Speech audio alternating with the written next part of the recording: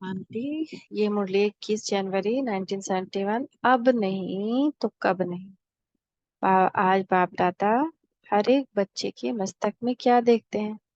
बाप जब बच्चे को देखते हैं तो ये शुभभावना होती है कि हर एक बच्चा ऊंचते ऊंच भाग्य बनाए। वर्तमान समय वरदाता के रूप में वरदान देने के लिए आए हुए होते भी हर एक आत्मा यथा योग्य यथाशक्ति वरदाता से वरदान प्राप्त करती रहती है।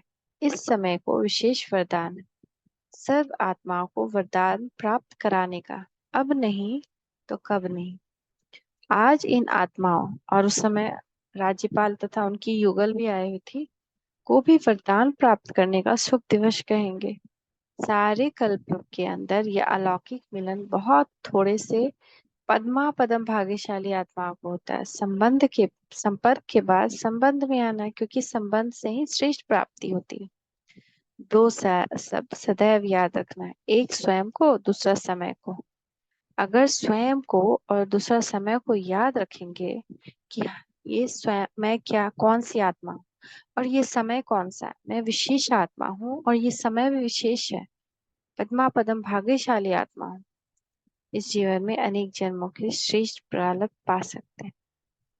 बाबा अब राज्यपाल तथा उनकी युगल से पूछ रहे हैं, अपने असली घर में आए हो, ऐसे महसूस करते हो? अपने घर में कितना जल्दी आना होता है मालूम है? जैसे ड्यूटी से ऑफ होने के बाद अपना घर आता है, इस रीति से अपने शरीर निर्वाह की ड्यूटी से ऑफ होने के बाद अपना घर याद आना चाहिए। संबंध को बढ़ाना है। एक संबंध को बढ़ाने से अर्थात इस संबंध की आवश्यकता समझने से अनेक प्रकार की आवश्यकताएं पूर्ण हो जाती है। सभी आवश्यक कलाएं पूर्ण करने के लिए एक आवश्यकता समझने की है। जैसे शरीर निर्वाह के लिए अनेक साधन आवश्यक समझते हो ना, इसे आत्मिक उन्नति के लिए एक साधन आवश्यक है। इसीलिए सदैव अपने को अकाल मूर्त समझते चलेंगे तो अकाले मृत्यु से भी, अकाल से भी और सर्व समस्या से बच सकेंगे। अपने को आत्मा समझेंगे, मैं आत्मा अकाल मूर्त हूँ, अपने मस्तक बिंदु पर बैठी हूँ।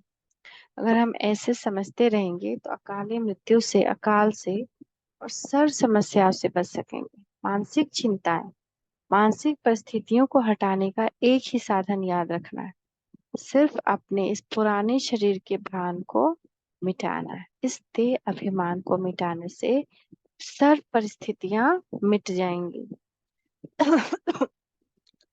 जब तक हमारा देह अभिमान है ना, जब तक सारी परिस्थिति है। जैसे ही देह अभिमान खत्म, परिस्थितियां खत्म।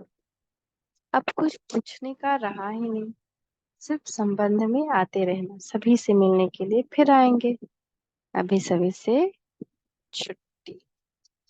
बाबा क्या कहे, सारी मानसिक चिंताएं, सारी मानसिक परेशानियों को हटाने का एक ही साधन, अपने को आत्मा समझना। जितना जितना हम आत्मिक स्वरूप में आएंगे, जीवन की सारी परेशानियां, सारे संकट खत्म होते जाएंगे। ओम शांति, ओम शांति, ओम शांति। शुक्रिया बाबा।